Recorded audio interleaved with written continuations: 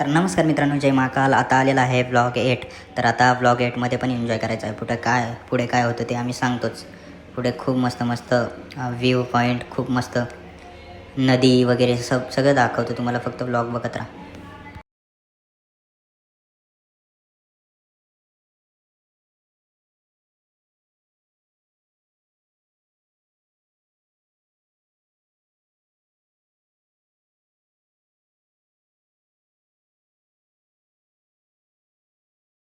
भाई इथं तर एकदम खतरनाक नदी दिसल्यानंतर याला बोललो आता आपण इथं थोडं थांबू आणि गाडी साईडला घेऊन नदी बघू कशी येते काय, आणि तुम्हाला पण दाखवतो चला मित्रांनो. तर तुम्ही नदी बघा आता.